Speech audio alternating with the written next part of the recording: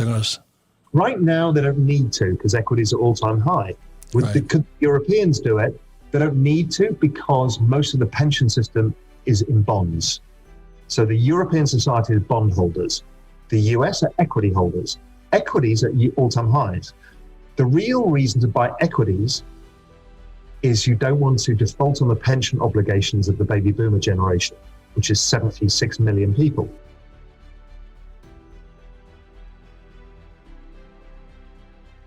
So given let's say you have a crystal ball, if you are looking into what to invest in the future, what trends do you see that people may not see yet? What do you see coming? Look, I think this cryptocurrency trend overall is bigger than people can yet get their heads around.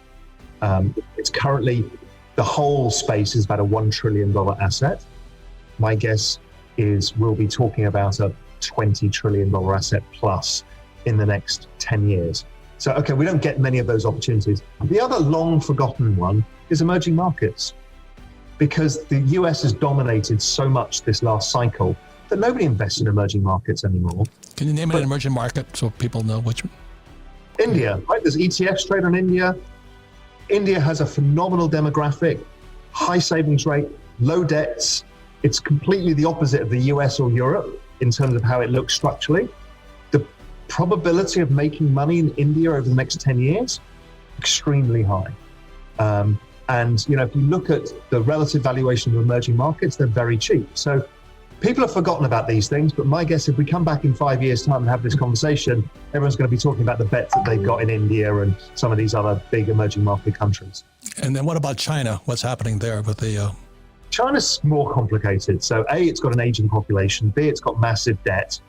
But it kind of does know that it's got its structural problems with its banking system and the excess leverage, and they're trying to clear it out. So I don't know. It's not the one that I have a clear vision on. India, I've got clear opportunity. China, I don't know. It's a mix and match here. Maybe it's just Japan. We've had the peak, and it goes up and down with the business cycle for the next 30 years, which is what Japan did. It took a long time for Japan to change any of that excess debt dynamics. So, this is my big question. Go If for it. they, you know, what Japan did was they started buying equities. Is the U.S. heading there? They're going to... Right now, they don't need to because equities are all-time high. Could Europeans do it? They don't need to because most of the pension system is in bonds. So the European society is bondholders. The US are equity holders. Equities are at all-time highs. The real reason to buy equities is you don't want to default on the pension obligations of the baby boomer generation, which is 76 million people. So if equities fall, let's say there's another catastrophe and equities fall 50% here and stay down, yes, I think they will, because you're going to rob all of the baby boomers of their retirement. That's already a problem. Yeah, and then I've heard the other programs, you've talked about this pension crisis. Yeah. What final word on that? What do you see in the pension area for boomers? Because I'm the old guy here. It's really serious because the pensions never made enough returns because of zero interest rates to pay what people think they're going to get to retire. And there's a big shock coming. So whether it's the state pension plans that are bankrupt or people's 401ks that just won't have enough money for them to retire. So they either stop spending, which is what I think is going to happen. So the whole US economy lowers like Japan did and Europe did.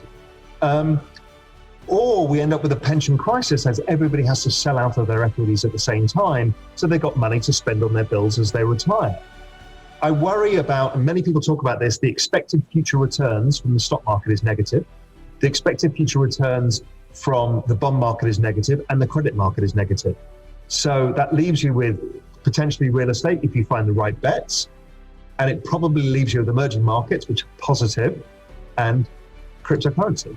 So people are going to have to navigate, and this is again why we started Real Vision, is people have to understand this. We have to take control of our own finances now. We can't leave it to some other guy because they don't actually care if we don't have the money to retire.